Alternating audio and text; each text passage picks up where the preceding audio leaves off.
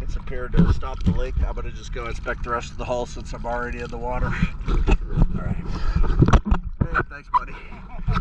Once I get done inspecting, I'm just going to swim over that ladder, tie up, and pull my gear. That wrench is on here, by the way, when you're ready to pull it out.